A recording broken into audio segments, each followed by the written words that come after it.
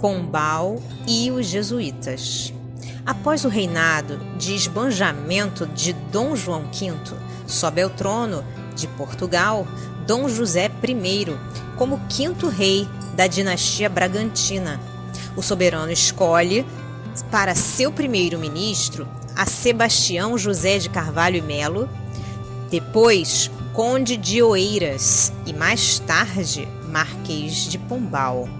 As falanges espirituais, desvelando-se pela evolução portuguesa, haviam escolhido previamente esse homem para a reconstrução das energias da pátria após os desvarios de Dom João V, o monarca esbanjador e arbitrário, que nunca reuniu as cortes para uma consulta necessária aos interesses do povo. O escolhido, porém, não soube corresponder integralmente às sagradas expectativas dos gênios espirituais da terra portuguesa. Se construiu, cometeu graves injustiças com a sua ditadura renovadora. Pombal ascendera a posição de ministro depois de absorver as ideias novas que percorriam os setores de todas as atividades do velho mundo ao sopro dos enciclopedistas.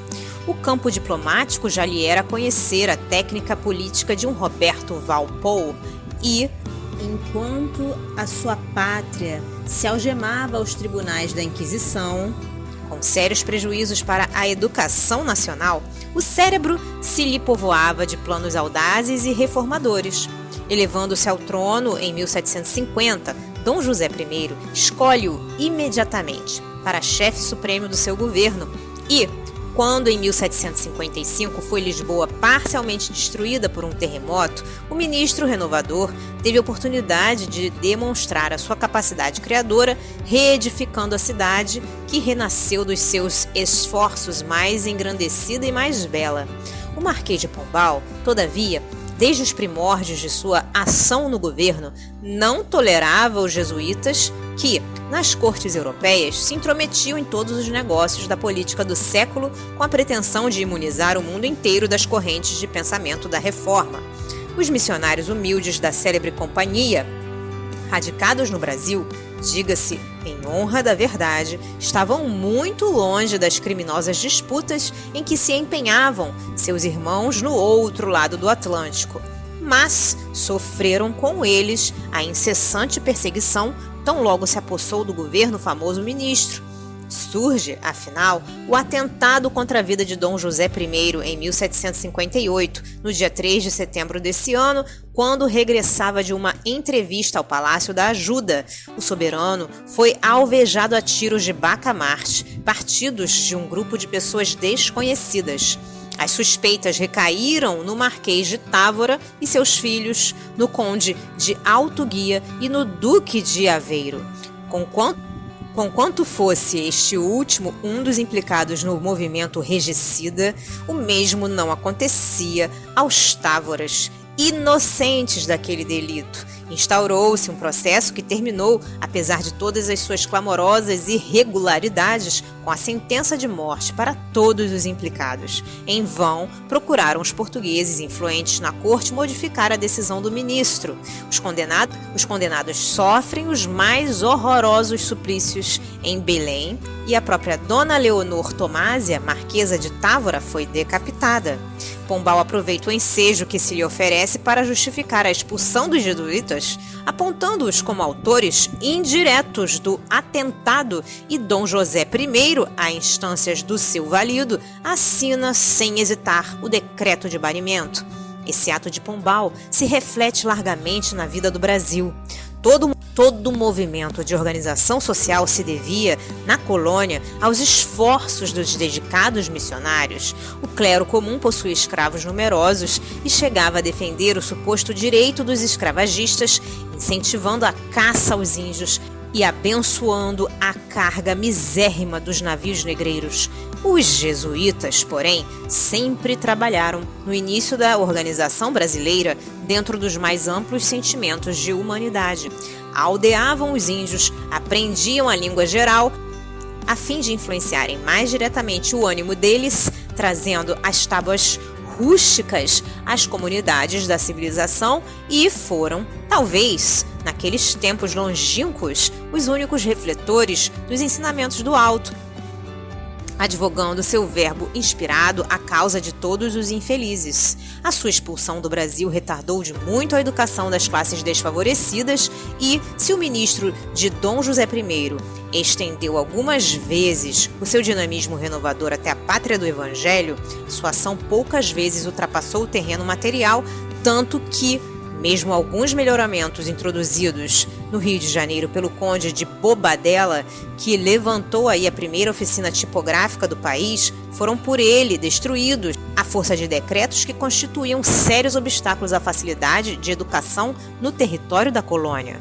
A esse tempo, observando a anulação dos seus esforços, os missionários humildes da cruz procuram Ismael com instantes apelos. Seus trabalhos eram abandonados por força das determinações do ministro arbitrário. Suas intenções ficavam incompreendidas, suas ações baldadas no sentido de espalharem entre os sofredores as claridades consoladoras do ensino de Jesus. Mas o generoso mensageiro pondera bondosamente aos seus dedicados colaboradores. Irmãos, diz ele, muitas vezes os próprios espíritos que escolhemos para determinados labores terrestres não resistem à sedução do dinheiro e da autoridade. Sentem-se traídos em suas próprias forças e se entregam, sem resistência, ao inimigo oculto que lhes envenena o coração. Deixai aos déspotas da terra a liberdade de agir sob o império da sua prepotência.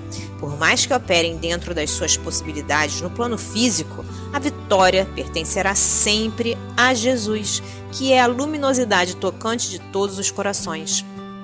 Temos, porém, de considerar, a par da tirania política que tenta destruir a nossa ação, o lamentável desvio dos nossos irmãos incumbidos de velar pelo patrimônio do Evangelho no mundo europeu. Infelizmente, não têm eles procurado levar a luz espiritual às almas aflitas e sofredoras, clareando a estrada dos ignorantes e abençoando o rude labor dos simples. Ao contrário, buscam influenciar os príncipes do planeta, disputando os mais altos lugares de domínio no banquete dos poderes temporais em todos os países onde milita a Igreja do Ocidente. Peçamos a Jesus pelos tiranos e pelos nossos companheiros desviados da consciência retilínea. Se terminamos agora uma etapa da nossa tarefa em que aproveitamos os elementos que nos oferecia a disciplina da companhia fundada por Loyola, prosseguiremos o nosso trabalho dentro de novas modalidades. Deixemos aos mortos o cuidado de enterrar seus mortos, como ensinou o Divino Mestre em suas lições sublimes. Vossos irmãos, transformando a cruz do Cristo num símbolo de opressão e de despotismo, nos tribunais malditos da Inquisição, cavam a sepultura moral de suas almas, que se amoldam ao sacrilégio e à ignomínia. Quanto aos políticos, esses têm uma órbita de ação que não lhes é possível ultrapassar. O tempo e a experiência, com a dor eterna aliada de ambos, ensinarão às suas consciências a lei de fraternidade e de amor que esqueceram nos dias do fastígio e da glória efêmera sobre a face do mundo. Oremos por eles, e que Jesus, na sua bondade infinita, nos acolha os corações sob o manto da sua misericórdia. Enquanto oravam, gotas suaves de luz se derramavam do céu sobre os caminhos tenebrosos da terra, e a palavra profética de Ismael teve, em breve, a sua confirmação. A Companhia de Jesus foi suprimida pelo próprio Papa Clemente XIV em 1773, para reaparecer somente em 1814 com Pio VII. Nunca mais, todavia, puderam os jesuítas readquirir o imenso prestígio que possuíam no Ocidente. Quanto ao Marquês de Pombal, conheceu no silêncio a lição do abandono e do ouvido dos homens.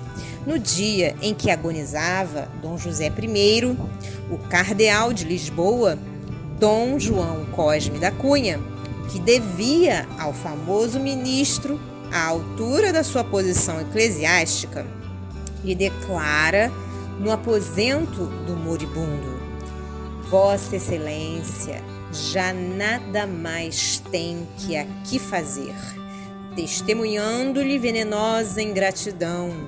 Daí a algum tempo, em subindo ao trono, Dona Maria I destituía o Marquês de todas as suas funções no reino, banindo-o da corte após rumoroso processo em que procurou fundamentar a sua condenação. Retirando-se para a vila de Pombal, desprendeu-se do mundo em 1782, humilhado e esquecido sob o jugo dos mais pungentes desgostos. Se você gostou desta obra, colabore com a divulgação dos ensinamentos trazidos pelos benfeitores do plano espiritual. Adquira um bom livro espírita e ofereça-o de presente a alguém que ama. O livro espírita, além de divulgar os ensinamentos filosóficos, morais e científicos dos espíritos evoluídos, também auxilia no custeio de inúmeras obras de assistência social, escolas para crianças e jovens carentes, etc. As obras espíritas nunca sustentam financeiramente os seus escritores. Estes são abnegados trabalhadores na seara de Jesus, em busca constante da paz no reino de Deus. Adaptação do texto do Espírito Irmão W. Porque nós somos cooperadores de Deus. Paulo, Primeira Epístola aos Coríntios, capítulo 3, versículo 9.